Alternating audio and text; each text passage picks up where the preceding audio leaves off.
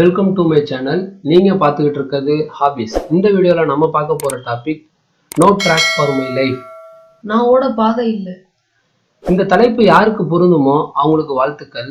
Because இது கூடவே 2 category இருக்காங்க. பாதையை தேர்ந்தெடுத்தவங்க, பாதையை கிடைச்சவங்க.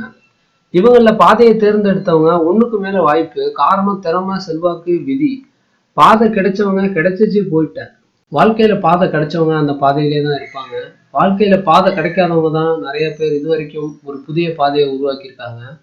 நீங்களும் ஒரு புதிய பாதையை உருவாக்குவீங்கன்னு சொல்லி நான் நம்புகிறேன். ஆனால் பாதையே கிடைக்காம இருக்கிற உங்களுக்கு அதனால ஏற்பட்ட அவசரத்தினால ஏற்பட்ட பக்குவம் இன்னும் ஒரு சவால் ஏற்பட்டுச்சு அப்படின்னு சொன்னால் அதை நிதானிச்சுக்கிற குவாலிட்டி உங்கள்கிட்ட இருக்குது.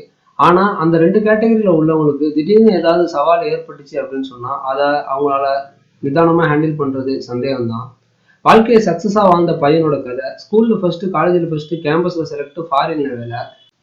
கல்யாணம் ஆச்சு, வாழ்க்கை நல்லா போச்சு, திடீர்னு வேலை போச்சு, கடனில் வீடு போச்சு, கையில் காசு இல்லை, சூழ்நிலையை சமாளிக்க நிதானமோ தைரியமோ இல்லை, புருஷனும் பொண்டாட்டியும் சூசைடு. சக்சஸ்.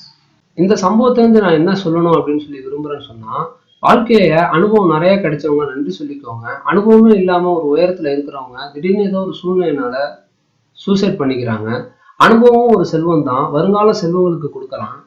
பொதுவாக 35-40 வயசுல சிலருக்கு ஏற்படுற சூழ்நிலை தான் no job, no money, property loss, business loss, medical loss. அதாவது டிசீஸ் வர்றது, உடம்புல ஏதாவது பிரச்சனை வர்றது. 35-40 வயசுல அவங்களுக்கு இந்த மாதிரி ஏற்படுறது ஒரு கூடுதலான அழுத்தம் தான். அவங்களுக்கு நிறைய கமிட்மெண்ட்ஸ் இருக்கு. அந்த சூழ்நிலையில் ஏற்படுற அழுத்தம் அதை அவங்க அழகாக ஹேண்டில் பண்ற அவங்களுடைய மெச்சூரிட்டி எப்படியோ அதே மாதிரி தான் வாழ்க்கையில பாதையே கிடைக்காத உங்களுக்கும் சராசரியா வாழக்கூடிய மனிதர்களுக்கும் இந்த மெச்சூரிட்டி வித்தியாசம் இருக்கு. வீட்டை கட்டிப்பாரு, கல்யாணம் கட்டிப்பாரு அப்படின்னு சொல்லுவாங்க. அது ஒரு அனுபவத்துக்காக. இதுவும் ஒரு அனுபவம் தான். வீடியோ பிடிச்சிருந்ததுன்னு சொன்னா லைக் பண்ணுங்க, ஷேர் பண்ணுங்க, கமெண்ட் பண்ணுங்க. மேலும் ஒரு நல்ல வீடியோல சந்திப்போம். அடுத்த வீடியோடைய தலைப்பு நல்ல பிள்ளையை எதிர்பார்க்கும் பெற்றோர்களுக்கு, அட்வைஸ் பெற்றோர்களுக்கு.